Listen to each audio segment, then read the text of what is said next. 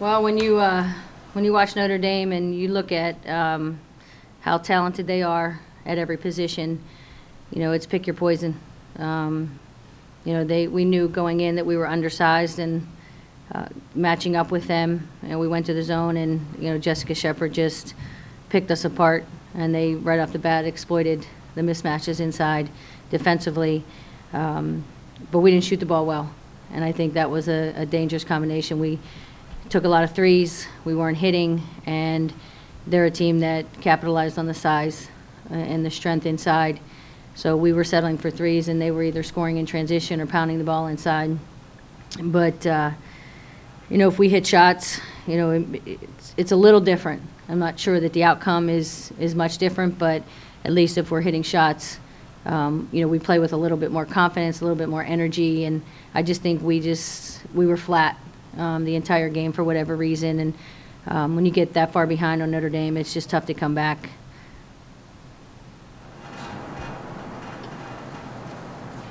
Susie, when you have a player that's 6'4", and you don't have anybody that size, and she's got pretty nice touch, there's only so much you can do scheme-wise to try to cover up for that, right? Well, you look at taking trying to force her to take a challenge shot, because when you have Mabry and Agumbawale who can knock down threes on kickouts, if you come off of them to double team, we're coming with a smaller guard on a double team, which how effective will that be?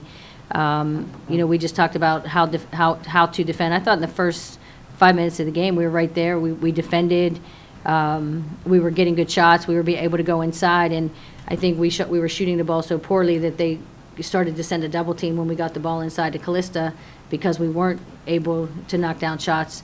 So they started trapping in the corners. They started double teaming in the post, and we didn't respond. But I thought our ball movement a lot of times was good. We were able to get penetrating passes into the high post, play inside out, but we just didn't have anything going to the basket with their length and their size.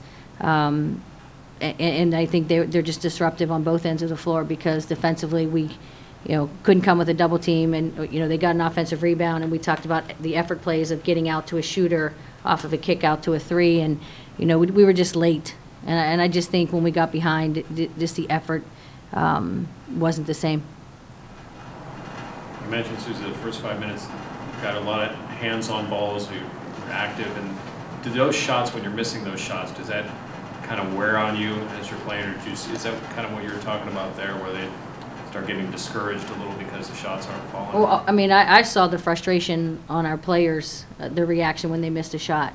And I think that was, what I talked about in one of the timeouts, our transition from offense to defense is taking us like 2 seconds to transition from offense back to defense. And Notre Dame, it's like they smell blood, and they're off to the races. They're attacking you. They're getting to the rim, and we just didn't get back, in transition. So every time we made a mistake, they were capitalizing. And I just think the frustration of not hitting shots carried over to the defensive end, because when we started the game, and they call it the chin action, it's the 2-1-2 set that we worked on for days and defending, and I thought in the first 5 minutes we were defending their actions, and then and for some reason we just got flat defensively as well as offensively.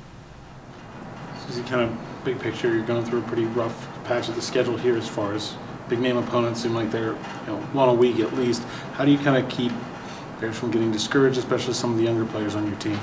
I think we just look at it as valuable experience. And you talk about closing the gaps on these teams.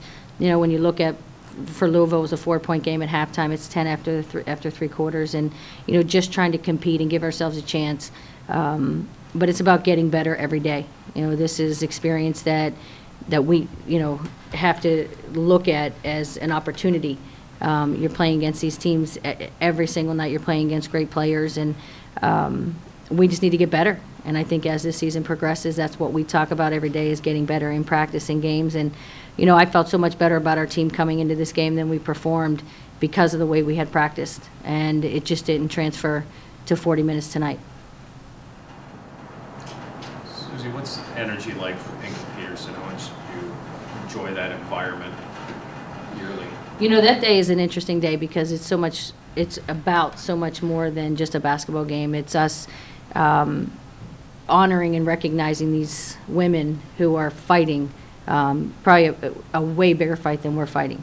And it's just us honoring them and showing them that we're there to support them. And it's a great deal of energy. I mean, everybody's in their pink shirts. Our players are in their pink uniforms. And it's just an exciting day, I think, for all of us to have people come here and share in their fight and know that everyone has been touched by cancer. And so for us to be able to share in that day with so many people and support them, it's a special day for us.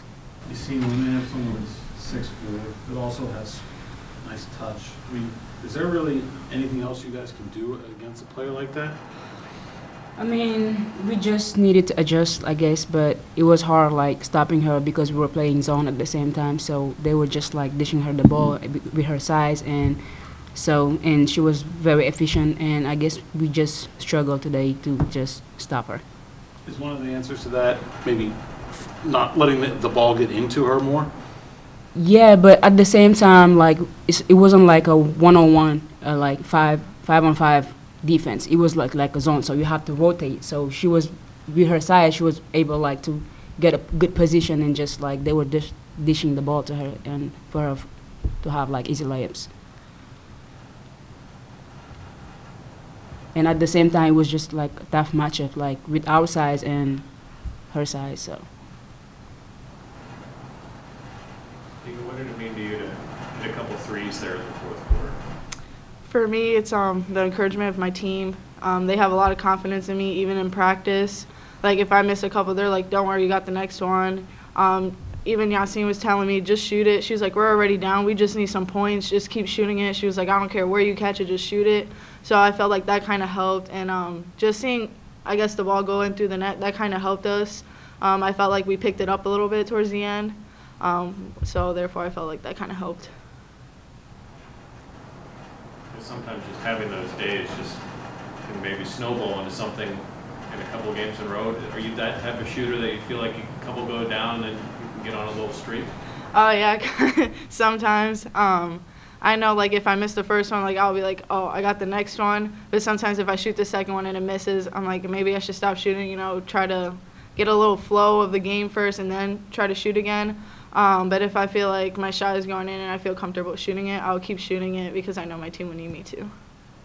So I want to ask you, Sunday's Pink to Pete, you've been here for a few of those. What's that environment like for that game? It's a great environment, and it's just like we're playing for a cause too. So, I mean, personally, I don't have like nobody like that I know who has cancer, but I know a lot of people like do. So it's gonna be like a great atmosphere. Us like having playing for a cause, that would be like another motivation for us. So, and yeah.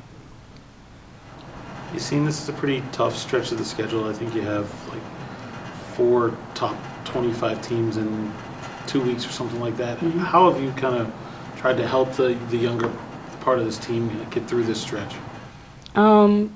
I mean, personally, all I can do is just at least talk to them, like let them know what's coming, so like they can be prepared, like mentally and physically for it. So yeah, until like they experience it, all you can do is just like talk to them out of it and in practice and just prepare them mentally and physically.